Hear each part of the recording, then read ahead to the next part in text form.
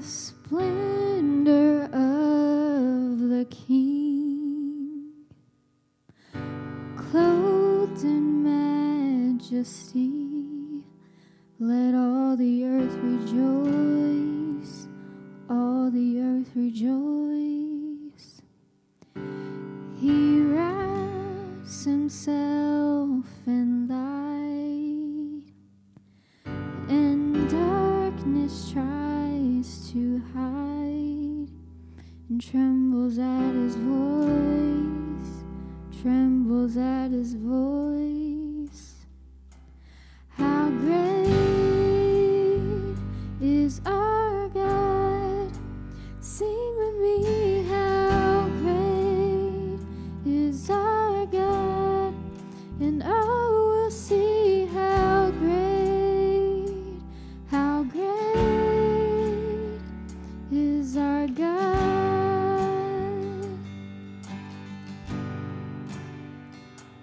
And age to age he stands, and time is in his hands, beginning and the end, beginning and the end.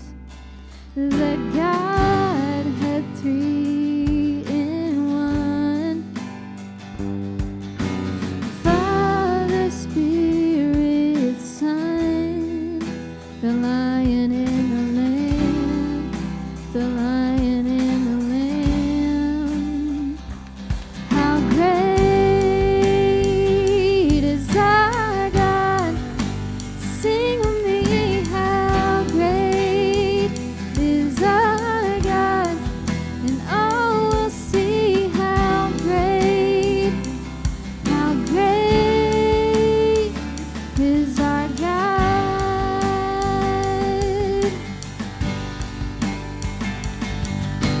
Name above all names, worthy of all praise, and my heart will sing how great is our God.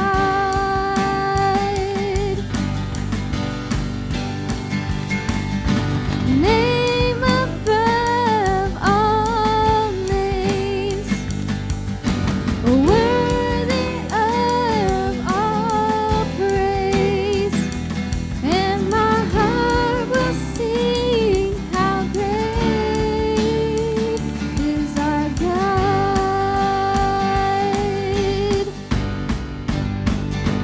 How great is our God? Sing with me, how great is our God, and I will sing how great is our God.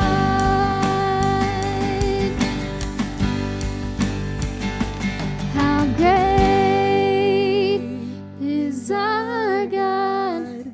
And sing with me, how great is our God, and oh, we'll see how great is our God.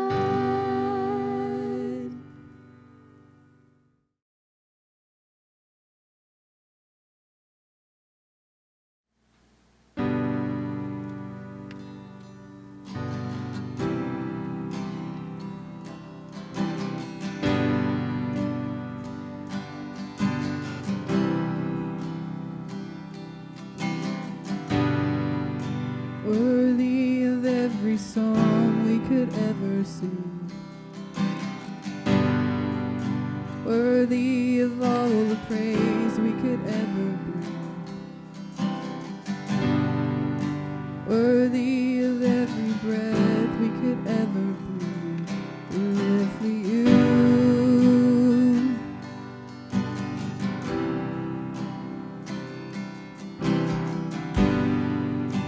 Jesus, the name above every other name. Jesus, the only one who could ever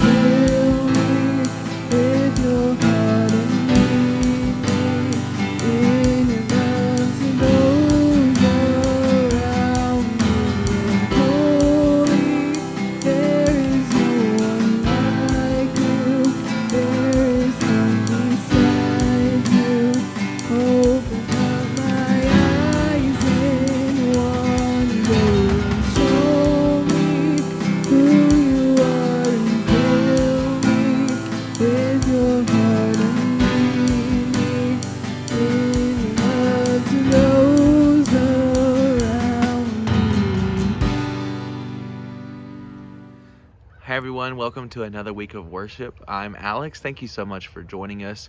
Just want to say before we get started that I'm so thankful that you have joined us this week for worship.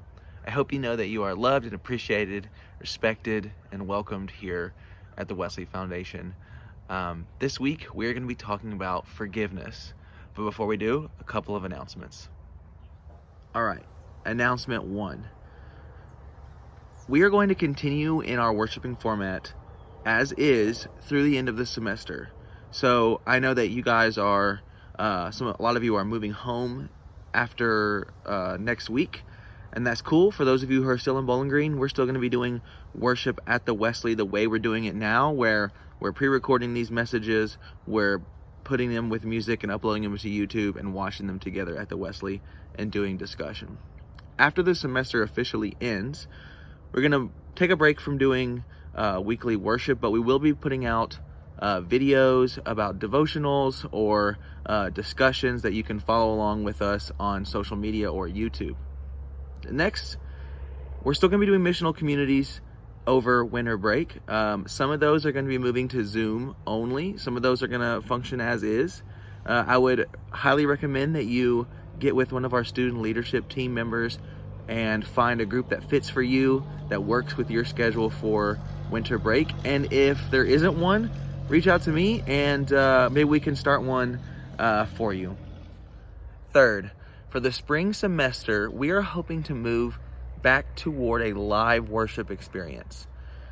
If we still have to follow the same guidelines in the spring semester as we do now, they will still be masked, it will still be spread out, but we'll live stream it to our social media platforms, so those of you who aren't able to join us in person can watch from home. No specific timeline on when that will actually start, but just so letting you guys know, we are hoping to move toward a live worship experience again.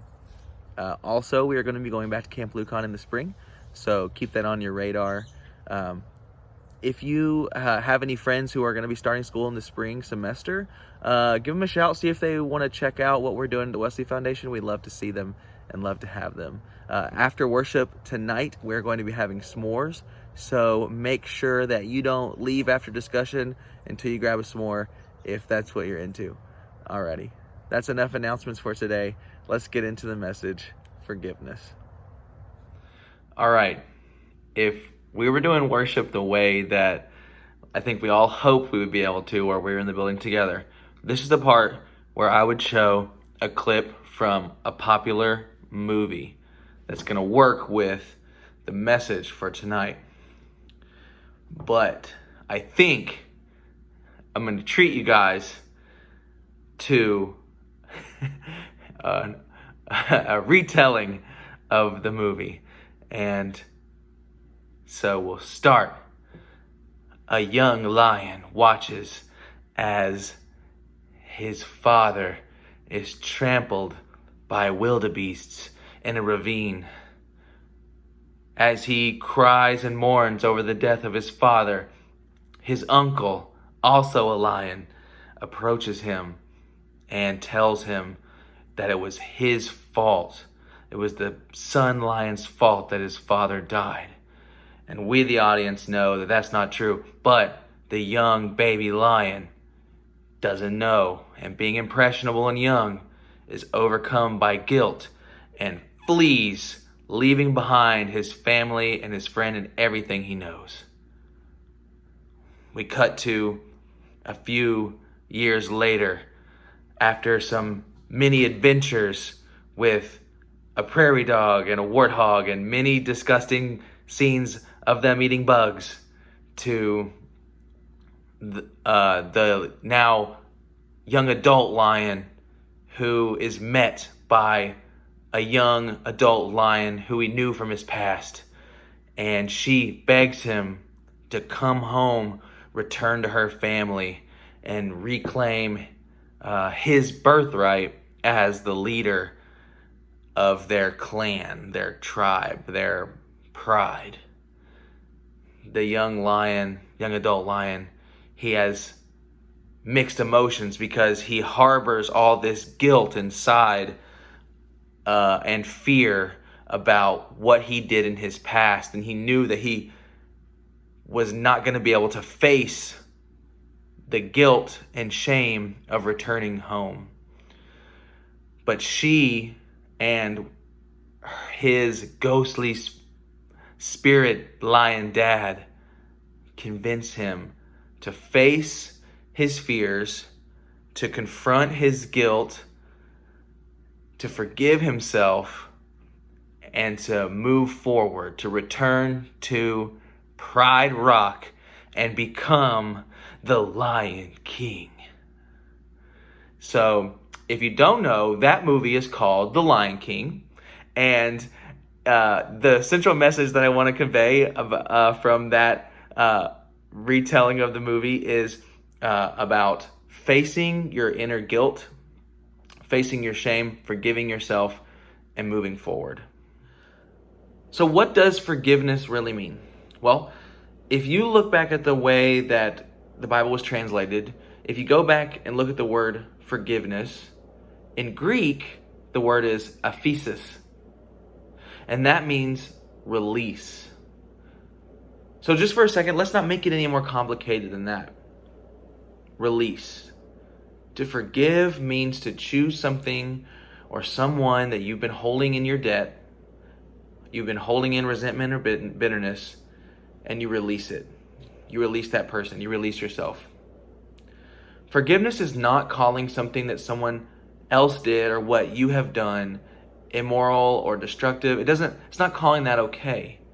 It's not turning a blind eye toward injustice. Forgiveness simply means that you choose to release somebody from the personal obligation to you, even though that person might have to face justice with God. In Matthew 18, Jesus is asked by Peter, he says, "How many times shall I forgive my brother when he sins against me? Up to 7? I don't know the significance of 7, but he's like, up to 7? And Jesus answers in a parable, a story about a man who owed a king 10,000 talents, which would be like millions of dollars. He was so into debt that he almost had to sell his family into slavery to pay it off. But he begged and begged with the king, and the king canceled his debt. That's forgiveness. That's release. But the same man turns on a man who owed him like $20 and demands for the money back. The king hears about this and he gets really mad. And he's like, I canceled all your debts and you can't even cancel a minor debt yourself. And he takes away the forgiveness. Well, Jesus' closing words in that parable are, this is how my heavenly Father will treat each of you unless you forgive your brother from your heart. Forgiveness is release, being released by God, and then we're able to release other people or ourselves. But maybe also we can look at what forgiveness isn't. Forgiveness isn't a compromise of morality. Don't think that God would confuse moral clarity and moral responsibility with grace and forgiveness. God's justice ensures that the murderer will not get away with murder, right? That in this story, Scar would not get away with killing Mufasa. Forgiveness is not a violation of justice because God will never compromise his justice. He can't. Because he is goodness, he is righteousness, he is justice. And forgiveness isn't just avoiding conflict. I know that's what I confuse forgiveness with because I'm kind of conflict avoidant. Maybe you're like me in that way. A lot of times I think, oh, I forgive that person when really I just don't want to have a conflict with them, so I forgive them, but it still festers inside of me. And a lot of times we don't want to have hard feelings with somebody, so we just skirt around it. Sometimes forbearance is the right thing to do, but simple avoidance of conflict is not the same thing as forgiveness. If you want to think about how those two concepts work together, how forgiveness isn't turning a blind eye to justice, and at the same time, forgiveness is a release. Well, John 1:14 talks about Jesus being full of grace and truth. And so forgiveness embodies both of those concepts. It is full of truth in that it acknowledges that something wrong was done. Either we have wronged somebody, or they have wronged us, or we've wronged ourselves. But at the same time, we're full of grace, just like Jesus. Like we talked about a few weeks ago. We're full of the feeling that even though you don't deserve to be released from this thing, or even though this person might not deserve to be released from something wrong, grace covers it. Grace says, I forgive you. So in that light, forgiveness is a new way to think about ourselves and think about others. It's really countercultural to the way we live, to the world we live in, right? We seek immediate justification. We seek judgment, and we seek to condemn. But if you believe in the type of forgiveness that God grants us, that even though he's not obligated to, if you believe in that, then that can change the way that you look at other people and yourself. You'll see yourself, you'll see other people for what they can be and for who they were intended to be, rather than as they are right now. That's one of the awesome things about grace, about forgiveness, is that it kind of takes a top-down view. It views a person as a whole, as an unfinished product, and not just for their immediate mistakes. We learn to not focus on people who just irritate us. We look at them in love and grace. It doesn't have to be a life full of constant problems with other people, of conflict, of feeling shame inside of ourselves, of coming up against things we don't like amongst ourselves. If we have a mindset of forgiveness, we have much more patience, much more love, much more understanding for people and with ourselves, and knowing that we're not finished yet, that we're not a finished product. All that being said, forgiveness is a decision and it's a process. So how does it work? Well, we can't just think that forgiveness is a thing for soft-hearted people, that only they're capable of forgiving, or people who've never had something wrong done to them. That's not true. Forgiveness is a decision. We have to make a decision to forgive, and then it's a process. We work daily to give over control, to release the things that have been done to us to hurt us. Remember, the most bold act of forgiveness the world has ever seen was Jesus hanging on the cross, taking away our sin because he loved us so much. Even on the cross, he was praying to God saying, forgive them, Father. Forgive them, Father, for they know not what they do. It takes strength to forgive. And that means that it's, again, a process.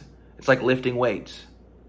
You might not be able to forgive yourself of something that you hold against yourself right now, but if you make a decision and you take the steps necessary to forgive yourself every day, you'll build up that muscle, that strength to do that. It takes strength to forgive. Something interesting about forgiveness and that release aspect of it is that not only when do we release other people when we forgive them, but we release ourselves. So in Micah, he's calling out to God. He's describing God, and he says, "Who is a God like you, who pardons sin and forgives the transgressions of his inheritance? You do not stay angry forever, but delight in showing mercy." Remember, so God forgives because he delights in showing mercy. He does get angry. He does have wrath, but that's not the way he wants things to be. The same way that we do get angry. And I don't want to be that way. And God delights in showing mercy, so I have to ask myself if I do too. If I'm being honest, when I say I forgive someone, do I feel like I've been released? If not, then I probably haven't forgiven them. That's tough. That's that muscle you have to work on. Jesus goes as far as in Luke to say, love your enemies, do good to them, and lend to them without expecting anything back. So he takes forgiveness and delighting in mercy a step further. He says, love your enemies, do good to them, and lend to them without expecting anything back. That's mind-blowing. Mind-blowing. That's such a bold take on forgiveness, on love, that you would love someone who has wronged you, your enemy, and lend to them without expecting anything back, to continue to do good to them. I can maybe say that's pointing back to how forgiveness changes the way we see people, right? Your enemy is no longer a fixed enemy. It's a person or a thing or yourself who's in the middle of a journey, who's growing, who's changing, who might not even know they need growth and change yet, but they've done you wrong, and it's our job and our duty to love them. There's a quick little process that you can go through when you're thinking of forgiveness. When you need to be forgiven and you feel that guilt inside of you, confess, come clean to God and with yourself, and sometimes with someone else that you've wronged. Come clean and ask for forgiveness. If you need to forgive someone else, then draw on that mercy that has been given to you, that has been granted to us by God, that is shown to us through Jesus on the cross. Confront the problem. That part's hard. It's not avoidance. Confront the problem. Let go. And let the process of releasing, of forgiveness begin. All this is easy to say. It's extremely easy to say. We know that there are roadblocks to forgiveness. It could be a parent or a friend continually letting us down or hurting us. It could be a great trauma or pain that has been inflicted upon you. It could be this continual nagging, letting yourself down through sin. I get it. I'm not foolish enough to give this message and think that I'm telling you something that you don't already know. This is a reminder to myself and to you to be gentle, that forgiveness is a decision and a process. So what do you do when you encounter these roadblocks? Continual betrayal or hurt, great trauma, constant kind of letting down of ourselves. Well, I urge you so much to pray, to talk to God about these things, to give them up to Him, to ask Him to soften your heart toward another person, to give you the strength to move on from a situation that is continually toxic or hurtful, to forgive and walk away,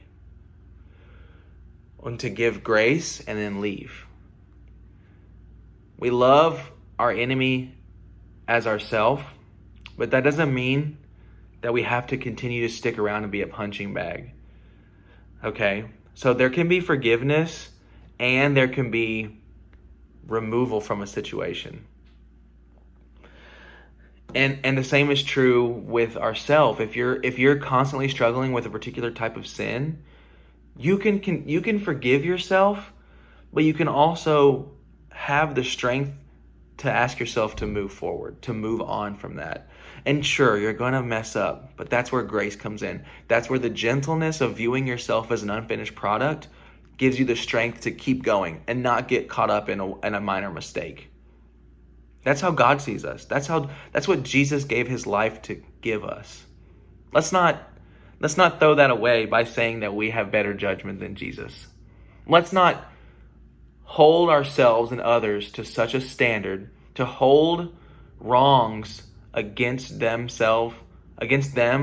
or ourselves so tightly that we take away the power of Jesus' sacrifice. Think about that. Think about that. That's a tough lesson for me to learn. When I refuse to forgive someone, when I refuse to forgive myself, I'm looking at Jesus on the cross and saying, that's not enough. So I ask you one last time to have mercy on yourself, to forgive yourself and others when confronted with hurt. And really, honestly, what I want this message to be about is the forgiveness of yourself. I know that I've talked a lot about forgiving others and also mentioning forgiving yourself. I think that we understand more about forgiving others. And while that's extremely important and all of these things still apply to that, I hope that you take from this message also that it's just as important and equally as difficult, if not more difficult, to forgive yourself. Forgive yourself from whatever you feel like you've done in your past that you just can't get over. Whatever that thing is inside of you that's saying that you're not enough, that's telling you that you are unlovable, that's telling you that you're broken, forgive yourself. Pray for forgiveness and then release that from yourself. You are an unfinished product. I am an unfinished product. God sees us that way. That's why he offers us mercy, because he loves us and knows that we're growing and changing. We've done wrong to ourselves and to others. We've been wronged, but that's not the end of the story. That's not who we are. We're not defined by the wrongs that we've done. God will make every single effort possible to forgive, to be with us, to not exclude us. And we have to do that for ourselves too. Hold yourself accountable for your mistakes. Learn from them. Move on from them and forgive yourself. Because you are loved and you're not finished yet.